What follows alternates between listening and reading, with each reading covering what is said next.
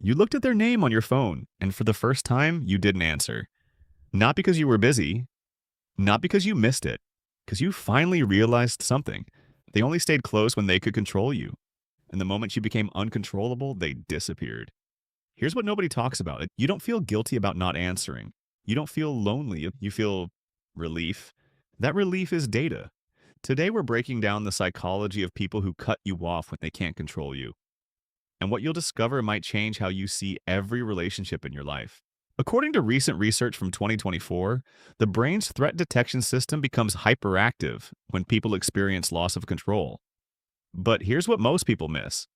For some individuals, your independence isn't just uncomfortable, it's a direct threat to their psychological framework.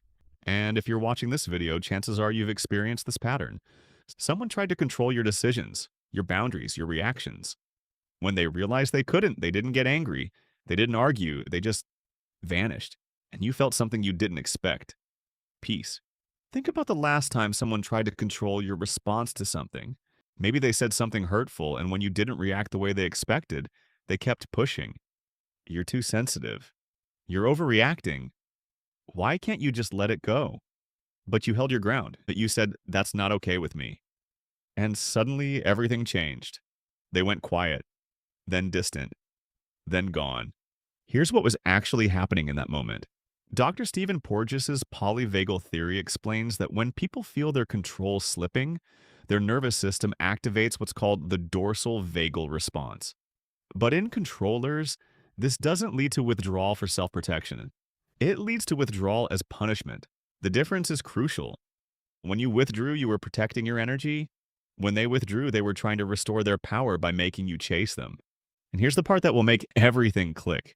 The withdrawal looks the same from the outside, but the motivation is completely different. And once you understand this pattern, you start seeing it everywhere. Think about how they reacted when you first said no to something small. Maybe you couldn't meet for dinner because you had other plans. A healthy person says, no problem, let's find another time. But they said, fine, I guess I know where I stand with you. And then they disappeared for days. What just happened? You exercised normal autonomy. But to them, your independence felt like abandonment. So they abandoned you first. It wasn't about the dinner plans. It was about the fact that you made a decision without prioritizing their needs above your own. Controllers operate from what psychologists call a power over mindset rather than power with. When you refuse to be controlled, you're not just disagreeing with them, you're threatening their entire worldview. Recent neuroscience research from 2024 shows that people who experienced early emotional stress develop heightened activity in their brain's threat detection regions. But here's the key insight. They're not detecting an actual threat to their safety. They're detecting a threat to their control system. But the real shift happened much earlier than you think. And understanding when it started changes everything. When did you learn that some people only love you when they can control you?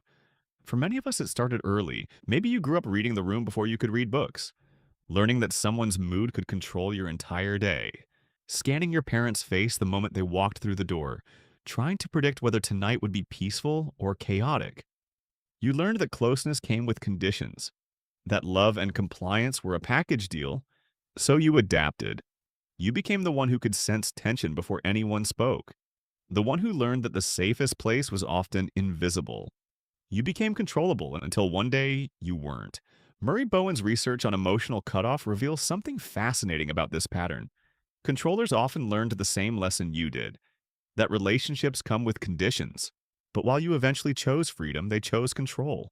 And when you show up as an independent person with your own thoughts and boundaries, it triggers what Bowen called fusion anxiety. They can't handle the reality that you exist separately from their control. And here's what they don't expect. The healthier you become, the more their control system feels threatened. Because every boundary you set reminds them of what they can't have.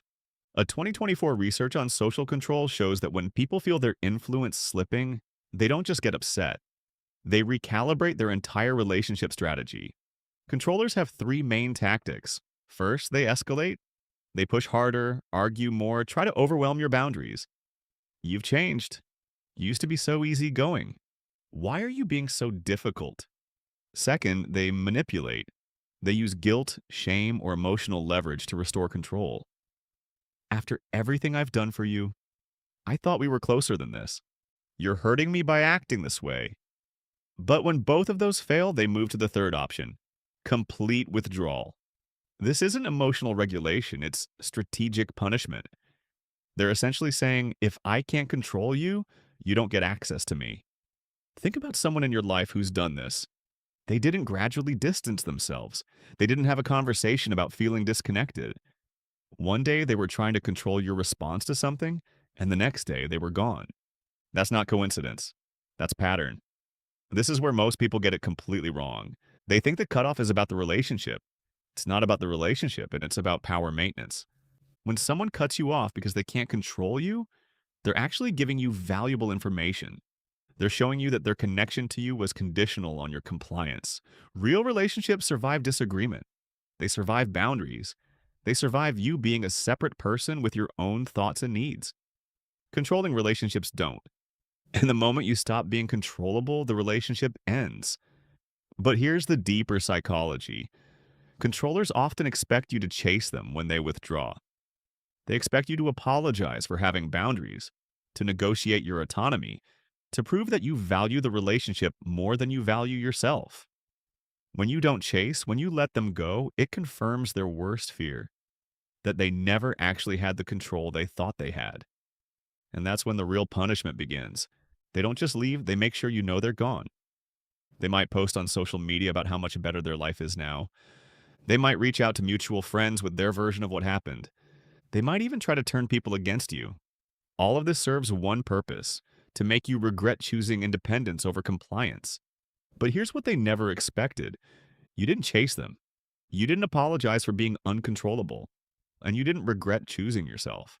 The psychology of people who cut everyone off when they can't control you isn't complicated. It's a power move disguised as emotional withdrawal. They're not protecting themselves. They're punishing you for being uncontrollable. And the strange part? This behavior often reveals more about them than anything they ever said directly. It shows you that they saw you as an extension of themselves rather than a separate person. It shows you that their love came with conditions you probably never agreed to. And it shows you that your independence was always going to be a problem for them. So when someone cuts you off because you won't be controlled, don't chase them. Don't apologize for having boundaries. Don't negotiate your right to be a separate person.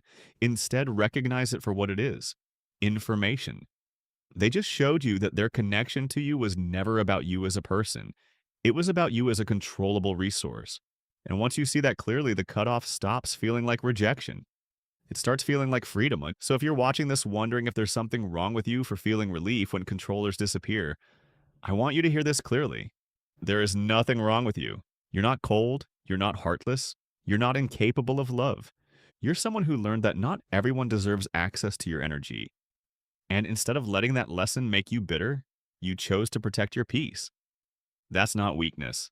That's one of the quietly fiercest things a person can do. If this felt like permission you didn't know you needed, you're not alone. Leave a comment below. I read every single one. What's your experience with people who disappear when they can't control you? Share your story. And if this helped you see a situation more clearly, make sure to subscribe for more psychology insights that help you navigate complex relationship dynamics. Remember, your independence isn't a threat to the right people. It's only threatening to those who never saw you as a person in the first place. Protect your peace.